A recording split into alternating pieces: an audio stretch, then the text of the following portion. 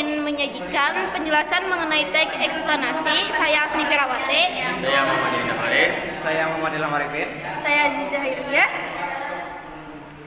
Teks eksplanasi adalah teks yang menjelaskan proses terjadinya atau terbentuknya suatu fenomena alam dan sosial. Teks eksplanasi memiliki tujuan untuk membuat pembaca mampu menjelaskan fenomena atau peristiwa yang sedang terjadi dengan menjelaskan proses atau sebab dan akibat dari peristiwa tersebut. Ada 4 ciri-ciri teks eksplanasi. Pertama adalah faktual, artinya nyata dan benar adanya. Kedua, bersifat keilmuan, artinya membahas tentang ilmu pengetahuan. Yang ketiga adalah informatif, yaitu untuk memberitahukan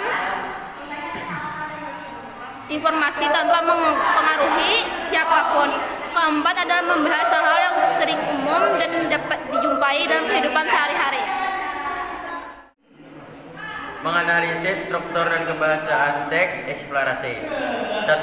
Struktur teks eksplanasi. A. Identifikasi fenomena. B. Rangkaian kejadian. C. Ulasan. 2. Kaidah kebahasaan teks eksplanasi. Berikut ini kaidah kebahasaan teks eksplanasi. A. Menggunakan kata yang bermakna denotatif. B. Menggunakan konjungsi yang digunakan dalam teks eksplanasi, yaitu konjungsi kausalitas dan kronologis. Contoh, konjungsi kausalitas antara lain sebab, karena, oleh sebab itu, oleh karena itu, dan hingga. Adapun contoh konjungsi kronologis, hubungan waktu, misalnya kemudian, lalu, setelah itu, dan pada akhirnya. C. Menggunakan kata keterangan waktu. D. Menggunakan kata ganti yang digunakan berupa kata benda baik konkret maupun abstrak, seperti demonstrasi, banjir, gerhana, kesenian daerah. Bukan kata ganti orang, seperti ia, dia, tidak berbentuk personal, non-human preposition. Menggunakan kata kerja pasif. F. Menggunakan kata teknis atau peristilahan sesuai dengan topik yang dibahas.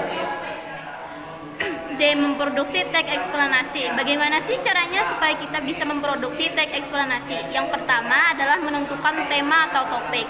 Yang kedua, kita harus menentukan tujuan teks eksplanasi yang akan kita buat. Yang ketiga adalah mengumpulkan data. Mengumpulkan data bisa dapat dari mana saja, seperti buku, majalah, internet, surat kabar, dan lain-lain. Yang keempat adalah membuat kerangka teks eksplanasi. Yang kelima adalah mengembangkan kerangka teks eksplanasi yang sudah kita buat tadi menjadi lengkap sesuai dengan struktur teks. Yang pertama, bagian pendahuluan pernyataan umum. Yang kedua, bagian isi deret penjelas. Yang ketiga, bagian penutup atau implementasi. Dan yang terakhir adalah menyunting teks eksplanasi. Tahap ini adalah tahap terakhir dalam memproduksi teks eksplanasi. Dalam tahap penyuntingan, yang harus kita lakukan adalah memperbaiki teks seperti kosakata, ejaan, dan kepaduan kalimat. Sekian video dari kami tentang teks eksplanasi. Mohon maaf bila ada salah kata atau perbuatan yang tidak mengenakan. Salah hilaf mohon maaf. Wabillahi taufiq wal hidayah. Birodhi wal inayah. Wassalamualaikum warahmatullahi wabarakatuh.